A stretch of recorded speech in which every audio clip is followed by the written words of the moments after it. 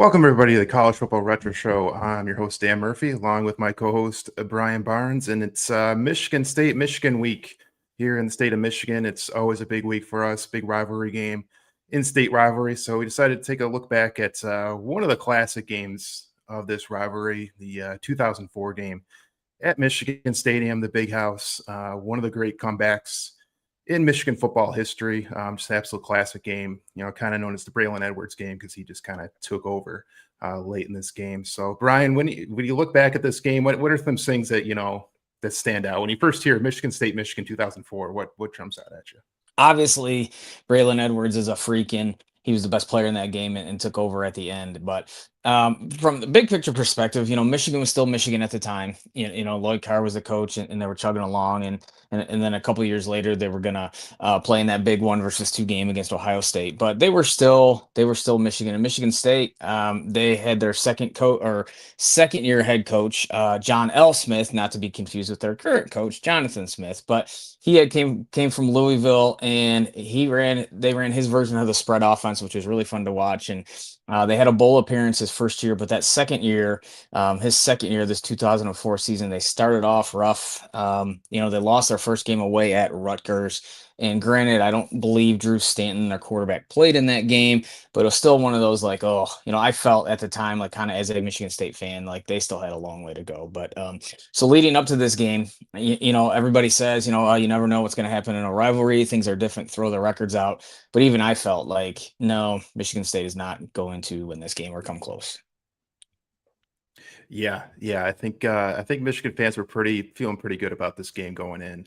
Like they were going to take it to Michigan State, and that probably Michigan State didn't have too much for them. But as we've seen so many times, in this rivalry, and we could see it this Saturday. But see, when Michigan State seems to have no shot, no chance, they find a way to either make it a game or come out with an upset victory. And we covered the 1990 game, which was the first episode we've done for this podcast, and we talked about Michigan on campus. They had the number one versus no one shirts, and they thought they had absolutely no shot. Michigan was the number one team in the country, just looking incredible, and Michigan State came into the Big House and won that game. So you never can count Michigan State out. No, and like a rivalry game, very similar to, Michigan, Ohio State a year ago. Like, Michigan had dudes sitting out, right, and were banged up. But at a critical position, Ohio State had some issues at the offensive line spot, which just happened to be Michigan's strength, And so it's a rivalry game. You never know from week to week. I've heard somebody say every week, you have a new team. So that just fluctuates. And again, Michigan State was probably gearing up for this game for quite a while anyway. And then we got, like you said at the start, we got a classic. Yeah, absolutely. So, Brian, if you got the rosters and coaches in front of you, you want to go through each team? I will. So I'll start with Michigan State, and like I said, John L. Smith was their second year head coach, and they needed a little juice to the program, and he and Dave Baldwin, who was their offensive coordinator, brought their version of the spread, and it was a lot of fun to watch over the years. And so Dave Baldwin was a head coach and a coordinator in college football. Jim McElwain, who people locally know, he's a head coach at Central Michigan at one time at Florida. He was on the staff, so they had a pretty good staff. And then some of the players and names that about, Drew Stanton has local ties from Farmington Harrison High School. He was their quarterback. He was their big gun. Brian Hoyer was a backup quarterback, by the way, who didn't play this game, but he was a freshman. And those were the guys that really stood out. And running back wise, we're gonna see it on the film. Like they had some dudes that could run a little bit, right? That could fly. DeAndre Cobb on their sprint draw that they ran was pretty awesome and fun to watch. So he was good. And then the guy that stands out really, I would say defensively, or excuse me, in general, Dave Rayner kicked in the NFL for a little bit. So Michigan State wasn't without talent, right? Again, this is the Big Ten.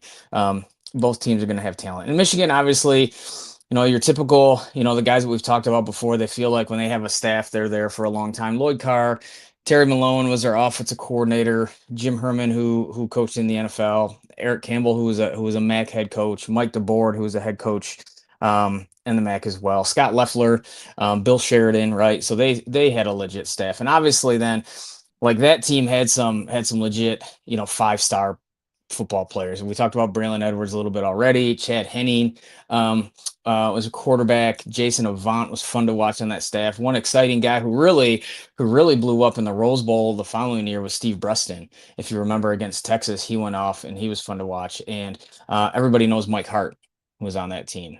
Defensively, Sean Crable, Marlon Jackson, guys that had opportunities in the NFL. And I remember sitting at in a Michigan State clinic they had, and sitting in a coaching office with some of those guys, talked about Ernest Shazer. And it was really funny because it happened to be Jim McElwain, and he's like, I'm a hobo from Idaho, and Michigan has some creatures, and he's pointing to Ernest Shazer just physically, like he was just a dude. So yeah, I mean, it was I don't want to say it was David versus Goliath, but obviously Michigan was a better football team, that for sure. Yeah, definitely just from a pure roster standpoint, what a lot of these guys would, do in their future in the NFL. Like one of the best rosters I think Michigan has had. Just really loaded, both offensively and defensively. But this was the year that Henny and Hart were freshmen. So and they did not look like freshmen at all. No. That year they just stepped up and they were the guys. They were the guys right off the bat. They looked like they'd been playing for 3 or 4 years at the college football level, and man, they were just incredible players, and obviously would go on to have incredible careers. Well, and one I didn't mention, who was the number 1 overall pick in the NFL, was a sophomore, and Jake Long. I mean, that was a really good, like you said, really good roster. You didn't mention defensively Lamar Woodley. I didn't mention Lamar Woodley, right? Just loaded, man. Saginaw. I mean, unbelievable. Yep, loaded. I agree. Another one of those teams. Yeah, another one of those teams that we could, as we do this show, there's so many teams. Like if you had the playoff system that we have now back then, and that's a team that maybe gets hot and goes on a run if they have to have any some time to prepare and whatnot. So incredible roster, incredible team, and we're going to see that in this game. Yeah, and that was the year they played Texas in the Rose Bowl, actually, and so Michigan was what that was an all-time classic. We'll probably have to do down the road. But that'd be a fun one. 9-2 going into that game, so like they'd have been a playoff team, finishing second in the Big Ten, behind Ohio State. But yep, they were loaded. All right, so with that we can go ahead and get right into this deep dive.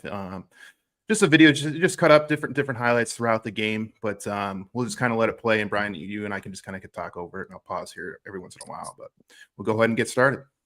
So Michigan started off, they got the ball first, but then I believe they went 3 and out and had to punt. And this is Michigan State's first drive.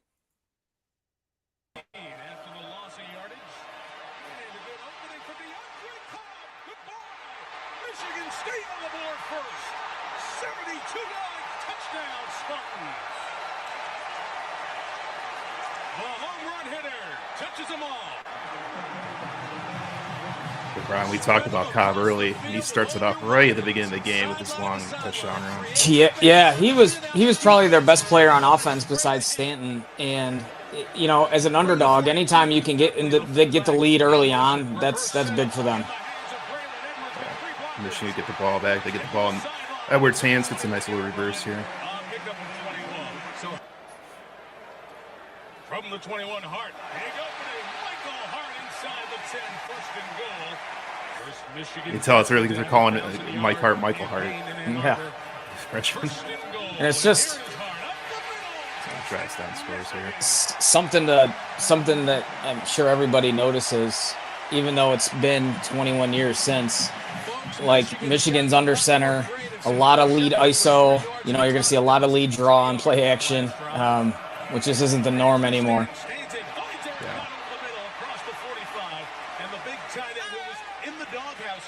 So Michigan did it, it was their second drive. They ended up driving down and scoring, but they ended up kind of getting shut down the rest of this half here.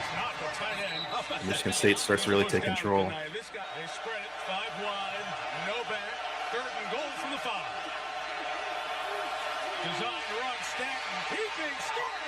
It's a nice designed run for Drew Stanton on a 3rd and goal there. Guys into the end zone. Yeah, and, Michigan had a hard time. I mean, everybody did, right? A difficult time defending running quarterbacks, like more so then. And they were criticized a lot for it.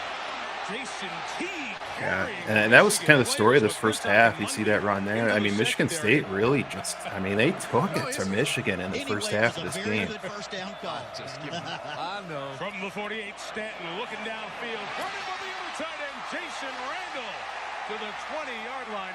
And Michigan. And really, Stanton was probably the best player in the first half of this game. His attitude. He proved in the Iowa game he can put it in the air through over 50 times. Option keeping Stanton. First and goal. Sparty's all fired up at the another nice run for Stanton. Quick toss. DeAndre Cobb. Lot of blue. They would get stopped on third down here, end up having to kick a field goal, but still, you know, opportunity to get up 2 scores. The tight angle, which we've talked about in this podcast, so he gets it through. Rainer gets it through, and it's 17-7 here in the first half. Now it's 3rd and 10. They show a blitz off the top. They bring it, and he's hit. And he gets sacked. Michigan State's defense obviously was stepping up as well.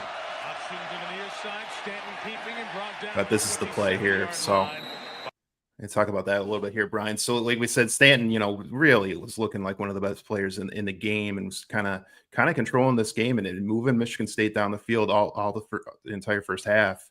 You know, led them to the 17-7 lead, but then gets tackled here, goes down and breaks his collarbone. I believe this ended his season, if you know, I got to imagine so, but definitely obviously takes him out for the rest of this game.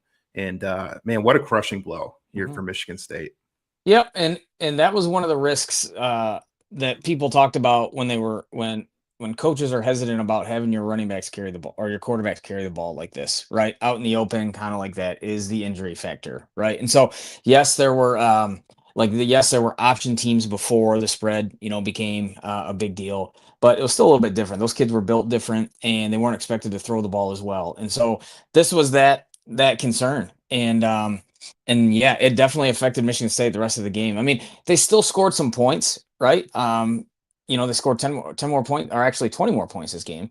But it still just like felt like when they needed a big play late, especially then in overtime, you would have liked to have had Drew Stanton on the field. Yeah.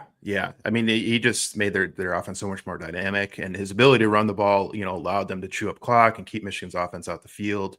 And you know, obviously losing him was a huge deal. But I guess on a bright side, if you're going to get injured, it's right before the half. So this is actually the last drive before the half. So you get a chance to get into halftime and get your backup prepared. You know, you can talk it over with your offense coordinator, figure out what plays are going to be in the playbook now, what plays are going to be out of the playbook. It gets you at least an opportunity to kind of be ready for the second half. Had he gotten hurt like midway through the third quarter, then maybe you're scrambling a little bit more. But to have the opportunity to have a full halftime to kind of get ready, I guess gives them a little bit of something. Yeah, that helps. And obviously, that, you know, as the backup, you quote unquote always have to be ready. But yes, to your point, 100%. You do. But as we know, like it changes your playbook. It changes how you're going to call plays. Of course, you know all that. So your game plan has to change. You know, no doubt. Yeah, no doubt. So Lamar Woodley in Michigan uses all 3 of its timeouts there on the Michigan State. Third down, they need to get to the 12 to keep the drive alive. Penny deep drop to the middle for Edwards, who makes a spin and a move, but he's 5 yards shy. So from the 17, but the first game holding for Finley the punter. Revis will try from 34 yards. Game winner against Purdue last week. Also had 1 block. To make that one. Revis gets the field goal there to get it back to a 1-score game. Impressed with the kid's maturity. He's able to handle all the praise he's been getting. And he throws. Braylon Edwards complete. Lost the football. It's out. So we're about halfway through the third quarter here, Brian, and you're thinking, okay, Michigan's got a good drive going. Maybe they're going to take control of the game, and then Braylon Edwards fumbles the ball. And you're thinking, oh my goodness, like Michigan's, you know, you think they're going to get back, get control of the game. Braylon Edwards has a big fumble, and man, he better make up for it. He better make up for it earlier in the game. Yeah, I'd say he did. But like at this moment too, you know, when we talk about upsets, and we've talked about this before on this show, like you have to have a lot of things go right if you're the underdog, right? They got a lead ahead. They've gotten kind of lucky. Michigan's a little sloppy, and this is an example that you got to get some turnovers to go your way. Yeah, for sure. And that was, it kind of a bounce. It just went right their way. It stayed in bounds just long enough for them to recover it. Because if it goes out of bounds, obviously Michigan keeps the ball. So another big play for Michigan State there. Michigan State ball. You know what happened, Mike? He recovered it and bounced out of bounds, but he recovered it in bounds. Damon Dowdell started the last game in here, a 49-3 loss. Chased by Lawrence Reed and Pat Massey. Put one up, and it was hauled in by Aaron Alexander at the 20. 3rd and 4. Dowdell is Again, the fourth quarter here. Towards the first down. So you see Dowdell, you wonder, maybe if that's Stanton, maybe he finds a way to get in there. But still a good drive for Michigan State. And ends in a field goal to go up 10 here. Yeah, if that's a touchdown and it's 24-10, you're right. Little things. This is my favorite play in football. Put it in the belly of 21, and DeAndre Cobb has the edge. He's got great speed, folks. DeAndre Cobb may take another one to the house. Big touchdown for the Spartans. So Michigan State sets that up nice because they were a big sprint out team, right? They were a big sprint out team, and then you set that up nice, that sprint out action, and then run the draw, which is something we incorporated, and we love it. That's my favorite play. And at this point in the game, I went from like, yeah, all right, this is over. I did. At this point in the game, I'm like, this is over. Yeah, the sprint draw touchdown for Cobb. I remember as a Michigan fan, I'm like, oh, it's over. And then I really right. They're down 17. And I'm like, they still got explosiveness. They got so many good receivers. Maybe they can come back, but they're going to need a good return here. Great comebacks. Not so much. And an issue right here is Preston letting it over his head. They'll tackle it about the 6-yard line, 7-yard line. And I you got to believe Michigan fans are thinking it's over. And Michigan State fans are probably celebrating right now. Like, we got 17-point lead. They're pinned down at their own 7. We're under 10 minutes to go here. Like, it's over. It's over. Yep. But Everybody's thinking it. Yeah. So we'll pick it up here. So again, under 10 minutes to go, you're down 17. First half was taken away by the pressure. But one of the great comebacks of all time begins. And the one thing about college football, though, the clock stops after every first down. 7:51 and all 3 timeouts left for Michigan. So that's a lot of time. And he's getting protection on this drive. Throws the deep ball for Braylon Edwards on Maples. He adjusts. The first of his big plays. At the 12-yard line. There you get a field goal at some we get to a third down and here. He wants the touchdown, though. And he gets sacked. Try to go run for it. Stopped. And what do you So do again, there, you're guys? still, if First you're down Michigan is at State, the you're still 1.5-yard feeling line. pretty good here. You force them to a field goal, even if you give up the big plays to Edwards. But still, you force them to a field goal. You still got a 14-point lead. The young man from Tampa, Florida. And he knocks it through. It's 27-13. And you got to think on the Michigan State side, they're thinking we're going to see an onside or a pooch kick. Here it is. Here's the onside kick following the field goal. Angle to the right. Revis, the other kicker's off to the other side. And Revis kicks it. Tries to get the big hop. It's free! This really is it, Brian. So it doesn't go 10, but Michigan State touches it. They touch the defense first. It's kind of discussing right there, and you'll see it here. Clearly, Michigan State dives to try to get it. Does it? Michigan recovers. This is really the play of the game right here, Brian, because this is really what gives Michigan an opportunity. No. What are you teaching your guys here on the recovery team? Because you always got that tough situation. Like, do you wait for it to go 10? Do you not wait for it to go 10? Do you try to attack it and catch it before they have an opportunity to touch it? Like, what are you teaching your guys here on the outside recovery? I'm comfortable telling our guys to go attack it and go get the ball, because if they wait for it, they're gonna get lit up, and then they hear the footsteps and whatnot. And so they practice that, and if it's that happens, like, they got to go get it, and they just got to make a play. In football games, typically I like to say don't come down to one play. But they do come down to the team that, and there's statistics that bear this out, the team that has the most big plays and the team that turns the ball over the least or makes the less amount of mistakes. Like, those are the teams that win. And so early on, Michigan was making those mistakes, and now it feels like Michigan State is making those mistakes. Yep. So, like you say, you try to put your best hands guys on the team. They call it a hands team for a reason. And like you said, you try to attack the ball because the Michigan can't touch it until it goes 10 unless the hands team touches it first, which they do here. Unfortunately, he's not able to catch it. Michigan recovers, and we're on our way. And he on first down. Michigan keeps it. They throw a screen to Michael. Nice little screen to Hart. Gets the face mask yanks. That's a great play. To it.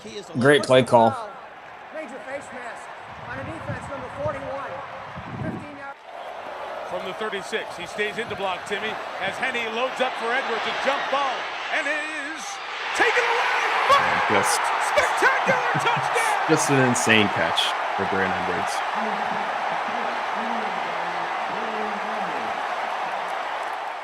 Third and 16. They need to get to the 44. A screen set up for DeAndre Cobb. The speedster trying to do it again. He's knocked down at the Michigan gets the 26-yard 3 and out line. here.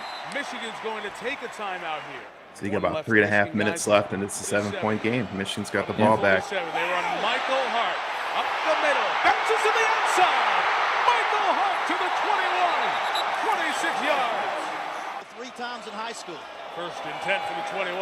Penny puts it up. Edwards for the tying touchdown. He goes up. He's got it.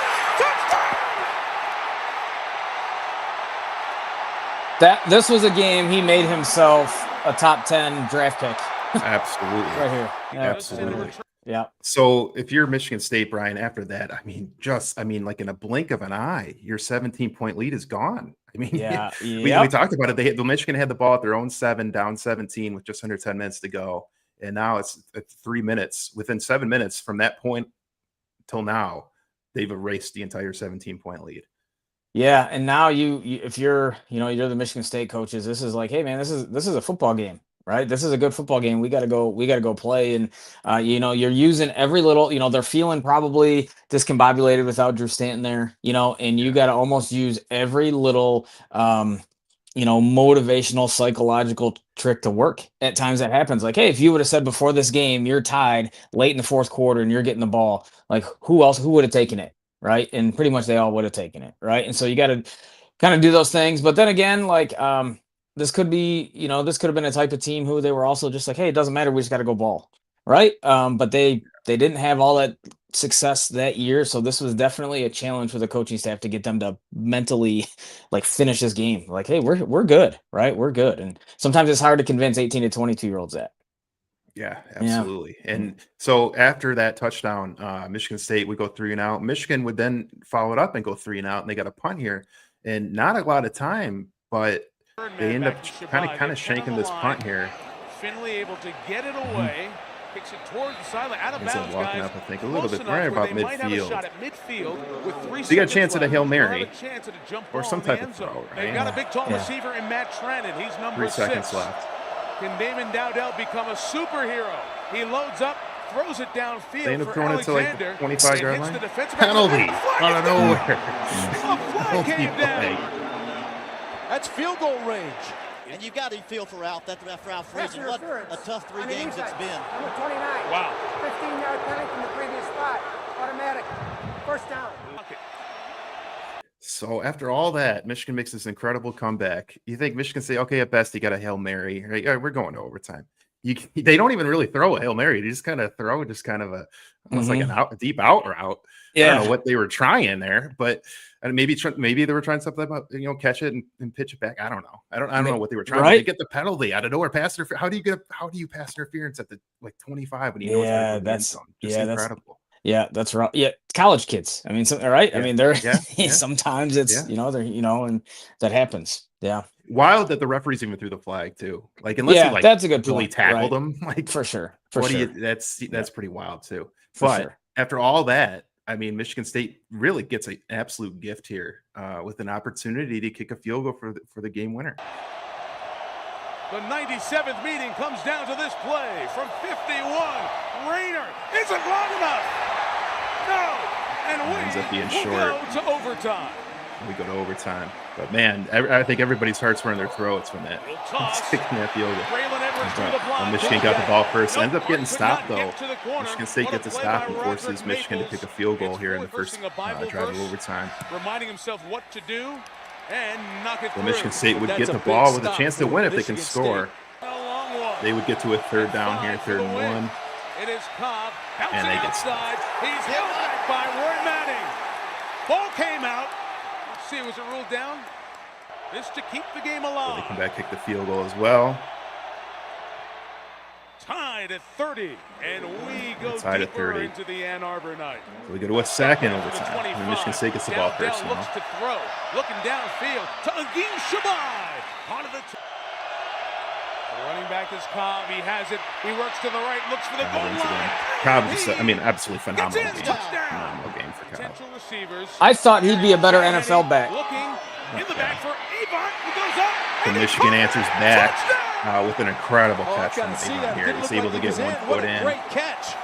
Jason Avant in the Announcers deep are kind of corner. asking, did he You get a talk foot about in? Did he body not? control, getting your You see feet on the down, replay making here, the just catch. incredible catch from Avant. This is terrific. So for what Everybody it's remembers Braylon Edwards, but Avant Avant. is Oh, had a yeah. huge play Michigan's here. gone And, to and the for what it's Third worth, and- Dan, this was kind of the time period this year and the next season when people were really clamoring for the spread. These next couple years, we're really clamoring for, hey, we've got all these receivers and Michigan can recruit all these guys. We need to open it up a little bit more. And then it's funny, careful what you wish for, because then you get Rich Rod, who I like to watch what he did, but it just, right, it just wasn't a good fit. So it's just funny this time period of Michigan football. Yeah. Yeah. I mean, this is traditional Michigan football. I mean, to an extent. They're not using as many two tight end sets and as many fullbacks. You know, it was a lot more ace formation, 11 personnel. But when you have Avant, Breston, and Edwards, and then Mike Hart in the backfield, and then Chen Hitting throwing the ball, you can't ask for much more Nope. than that. It's a Nope. pretty dynamic offense. So again, with Michigan will get the ball here. 9, Michigan needs to get to the 15 to So keep we it go into alive. with And third he overtime. throws, it's caught by Edwards. He's in the end zone. Touchdown. Edwards makes another just an incredible route. So you'd seen him catch those fades. Now he fakes it, makes an incredible cut back inside. The catch, and then he He just speeds sprints to the everybody to the end corner. zone. Here's the key, Michael, 2-point conversions. Thing back, Edwards. So interesting thing here. We get into the third overtime, and they got to go for twos now. Even if regardless of the situation, there's no more extra points. You got to go for 2 points. Goes in motion. Wolverines going for 2. And he throws for Massaquoi. Oh, catch! What a catch by the guy on a So big Massaquoi run makes the to catch. go. This guy's stepping up all over the Massaquoi. place down the stretch here for Michigan. Just remind So Michigan's up by 8 now. Michigan State, they get the ball. This is last chance in the third overtime. They got to score a touchdown. They got to get a 2-point conversion after it. yourself. You're obviously in 4-down territory because field goals don't Without a matter. doubt. So they would have had a penalty here, and they got a DeAndre second Cobb and long back. situation. 4 receivers to throw to. Dowdell throws it high. It is brought in at the 23-yard line.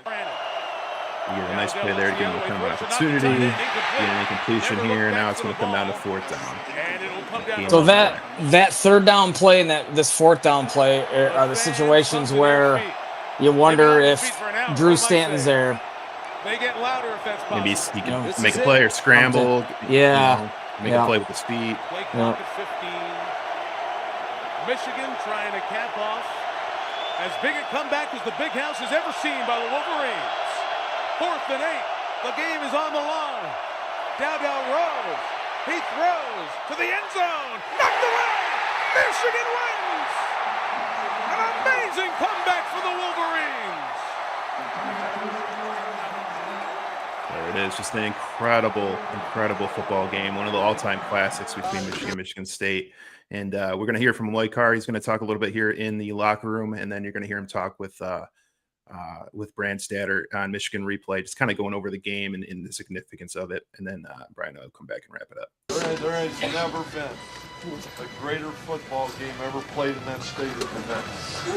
And a greater comeback. You got something for the rest of your life. 45-37, triple overtime win. I want to talk to you about the call on the touchdown of Braylon Edwards, because the earlier touchdowns, he'd always run down the sideline and caught the ball in the corner of the end zone. This time he fakes going outside and then busted across the middle on a post-like cut. It was one of those little change-ups you gave the secondary, wasn't it? Jim, he beat double coverage there. He went to the post, which held the safety a little bit deeper, and when he squared it off inside, Chad made a great throw, but Braylon ran a great route, and now there's nobody left on double coverage. They had double covered outside and inside. Braylon made a great route, great cut, and that was as big a play as you can get. And as big a game, and people asked you after the game, was this bigger than a Minnesota comeback and all that? And you said things run together, you're getting old like all of us. But this game was special just because of the rivalry, and you said some great things about Michigan State and their effort, which was unbelievable, and about your team's resilience to come back. This had everything college football makes college football great. Well, Jim, I think for this rivalry, Michigan State, for Big Ten football, I think it speaks to the effort that two teams gave for 60 minutes plus. It's a kind of game, it's a shame anybody has to lose because their coaches or players were outstanding, and it went down to the third overtime, and we made a play. But it's a great football game, and there's a lot of credit there for the Michigan State team. They did a great job, but ultimately the Wolverines win it 45-37 in triple overtime. So there it is, Brian. You hear Lloyd Carr. He wrapped it up, as good as he can. I mean, just an incredible game. One of the all-time greats of this rivalry, one of the all-time great college football games, and one of the great individual performances for sure from Braylon Edwards. So as we kind of look back, what are your kind of final thoughts about this game, Brian? Yep, that was definitely one of them.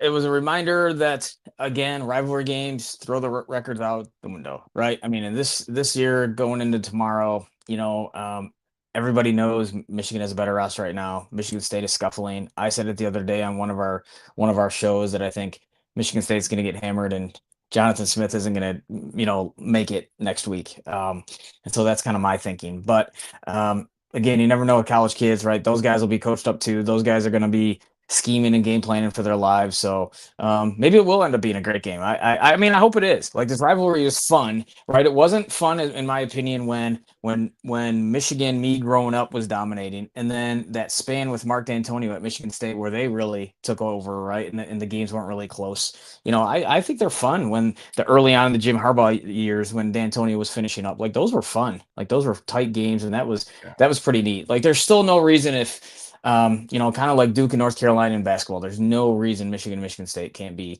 maybe not to that national elite level, but competing for Big Ten championships every year. There's still no reason. Yeah, I mean, Michigan State's got that's the one. A little ways Michigan to go, State I think, has over the next few years to get back to that point. We're going to see what coaching hire they do, because I think we're both on the same boat that Smith isn't going to last. They're going to need to make a change there, but just going into to tomorrow, to Saturday's game, everybody thinks Michigan's going to smash them. I think we both are in agreement with that if we're making predictions. But we just look back at these games, these two games we've done, the 1990 game and now the 2004 game. You never know in this rivalry. You got an in-state rivalry, two teams that do not like each other. You got young kids, like you said, man. You got 18 to 22-year-olds. Well, now sometimes you get some guys that are a little bit older. This year at the age of college football, but you guys can make mistakes in key moments, which we've seen in this rivalry. So you never know. But this was one of the all-time classics for sure. We'll be watching, no matter what. We'll be watching. Absolutely. And if it's a classic, we'll put it on the list down the road. We'll talk again. We may do it way down the road. But yeah, that'll wrap it up for us. Again, this was the 2004 Michigan State Michigan triple overtime classic. For Brian Barnes, I'm Dan Murphy. We'll see you again next week.